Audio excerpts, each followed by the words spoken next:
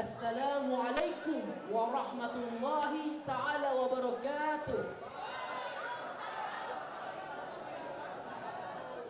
Alhamdulillahirabbil alamin wa bihi nasta'inu ala umuri dunya waddin wassalatu wassalamu ala asrafil anbiya'i wal mursalin sayyidina Muhammad wa ala alihi wa sahbihi wasallam. Amma ba'du. Puji syukur kita panjatkan kehadirat Allah Subhanahu wa taala yang telah membuat kita berkumpul pada pagi hari ini dan telah diberkahi oleh keberkahan, karunia, hidayah dan nikmat yang diberikan oleh Allah Subhanahu wa taala. Tak lupa salawat serta salam kita curah limpahkan ke baginda habibana wa nabiyana Muhammad sallallahu alaihi wasallam. Perkenalkan, nama saya Sahibah Miraj dari kelas 9C. Berdirinya saya di sini, saya akan menyampaikan sebuah ceramah atau dakwah yang bertemakan atau berjudul Lailatul Qadar. Wa ma adraka ma Lailatul Qadar. Tahukah kamu apa Lailatul Qadar itu? Kita sering mendengar kata Lailatul Qadar, tapi maknanya apa? Nah, yang secara bahasa Lailatul Qadar berasal dari dua kata, yaitu lail atau lailah yang berarti malam dan qadar yang berarti ukuran atau ketetapan.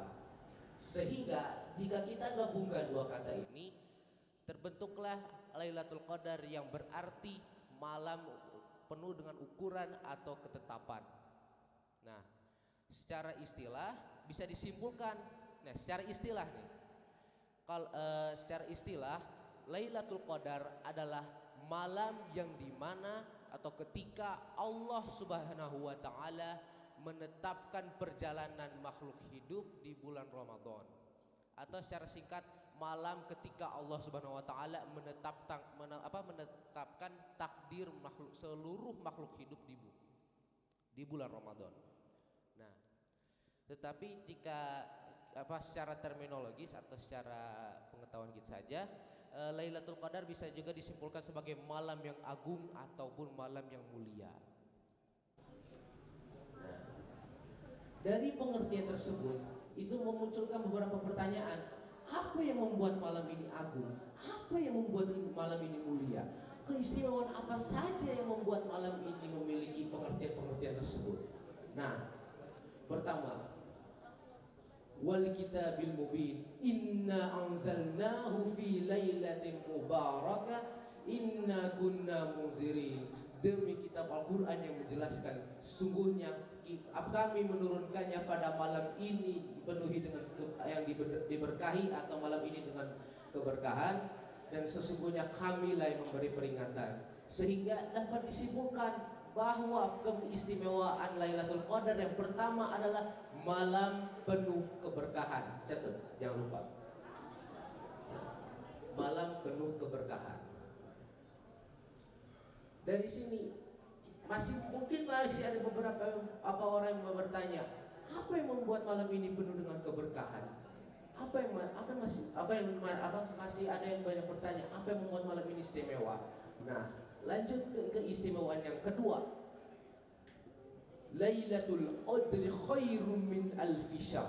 Lailatul Qadar atau secara artinya atau ringkasnya, Lailatul Qadar adalah malam yang lebih baik daripada 1000 bulan. Catat. Nah, maksudnya gimana? Mengapa Lailatul Qadar itu bisa dibilang sebagai malam yang lebih daripada 1000 bulan? Lebih baik daripada 1000 bulan. Mengapa? Nah, jika kita melaksanakan karena catat, jangan lupa. Karena jika kita melaksanakan sebuah ibadah secara khusyuk ataupun sebuah kebaikan pada malam-malam tersebut, kita mendapatkan pahala yang setara dengan kita melakukan pahala selama 1000 tahun atau 83 sampai 24 tahun secara tahunnya saja. Sehingga kalau misalnya kita melaksanakan melaksanakan kebaikan dalam malam Lailatul Qadar, berarti kita telah melaksanakan kebaikan selama 1000 tahun, 1000 bulan atau 83 sampai 84 tahun. Nah, itu merupakan keistimewaan kedua. Keistimewaan ketiga nih, yang paling penting, malam diturunkannya permulaan Al-Quran. Catat, nah harus ditulisnya diturunkannya permulaan Al-Quran, jangan diturunkan hanya Al-Quran saja. Kalau kalau misalnya diturunkan Al-Quran itu kita sudah tahu kurang lebih selama 23 tahun. Sementara malam Lailatul Qadar itu hanyalah sebagai permulaannya saja. Jadi malam Lailatul Qadar adalah malam yang diturunkannya permulaan Al-Quran. Syahrul Ramadan allazi unzila fihil Qur'an hudan lin-nasi wa bayyinatin minal huda wal furqan. Bulan Ramadan, atau secara ringkasnya dalam artinya dalam surah Al-Baqarah ayat 185 tersebut, bulan Ramadan adalah bulan yang diturunkannya Al-Quran sebagai petunjuk dan penjelasan mengenai petunjuk tersebut dan pembeda antara yang baik dan yang batil. Itu adalah keistimewaan ketiga. Keistimewaan keempat, nah ini juga lumayan penting. Malam Lailatul Qadar adalah malam penuh keselamatan dan kesejahteraan. Salamun hiya hatta matla'il fajr. Sejahteralah malam itu sampai terbit fajar. Maksudnya gimana malam penuh keselamatan? Apa yang membuat malam Lailatul Qadar itu merupakan malam penuh keselamatan dan kesejahteraan? Karena malam Lailatul Qadar menyelamatkan kita dari Allah Subhanahu wa taala menyelamatkan kita pada malam itu dari godaan setan yang terkutuk. Ada juga yang bilang menyelamatkan kita dari hukuman ataupun godaan hukuman ataupun siksaan dari Allah Subhanahu wa taala. Nah, meskipun kita bukan diselamatkan, meskipun malam Lailatul Qadar adalah malam penuh keselamatan, bukan berarti kita melaksanakan dosa sebanyak-banyaknya, tidak akan mungkin. Bukan menjadi sebuah kesempatan untuk melaksanakan dosa terus dosa-dosa kayak begitu. Nah, ngomong soal dosa, keistimewaan kelima dari malam Lailatul Qadar adalah malam yang dimana dosa-dosa yang telah berlalu diampuni oleh Allah Subhanahu wa taala. Itu juga kalau misalnya kita melaksanakan ibadah sebagaimana pada hadis riwayat Muslim atau Bukhari ayat nomor 1901, hadis riwayat Bukhari nomor 1901 yang berbunyi, barang siapa yang melaksanakan sholat karena beriman kepada Allah Subhanahu wa taala dan mengharap pahala dari Allah Subhanahu wa taala, maka dosa-dosa yang telah berlalu diampuni. Alhamdulillah. Dan semoga saat kita melaksanakan ibadah dalam bulan Lailatul Qadar, semua dosa-dosa yang telah kita lalui, semua dosa-dosa yang kita lakukan sebelumnya akan diampuni oleh Allah Subhanahu wa taala. Amin ya Allah ya rabbal alamin. Nah, mulai dari nyambung ke keistimewaan ke-6, bukan nyambung. Semenjak kita diberi keselamatan, pastinya setan tidak akan menggoda kita kan? Nah, lalu siapakah yang akan turun di bumi? Nah, itu nyambung keistimewaan yang ke-6. Keistimewaan Lailatul Qadar yang ke-6 adalah tanazzalul malaikatu war-ruhu fiha bi'izni rabbihim min kulli amr. Turun yang meringkas atau apa arti ringkasnya, pada malam itu turunnya malaikat dan ruh atau Jibril, malaikat Jibril alaihissalam turun atas izin Allah atau Tuhan untuk mengatur segala urusan. Maksudnya gimana, urusan apa saja yang malaikat-malaikat disuruh oleh Allah Subhanahu wa taala, yaitu dari memberikannya kabar baik, memberikannya keberkahan dari Allah Subhanahu wa taala, dan yang paling penting nyambung ke keistimewaan yang ketujuh dari Lailatul Qadar. Alasannya kenapa malaikat-malaikat turun ke bumi, urusan apa itu? Tuhan lah lahu yufraqu kullu amrin hakim. Dijelaskan segala urusan yang penuh dengan hikmah, dan urusan yang penuh dengan hikmah itu adalah pencatatan takdir tahunan, dan itu adalah keistimewaan yang ketujuh dari Lailatul Qadar. Catat tuh. Catatan pencatatan takdir tahunan dicatat. Nah, maksudnya gimana pencatatan Lailatul Qadar? Malam pencatatan malam pencatatan takdir tahunan, maksudnya gimana?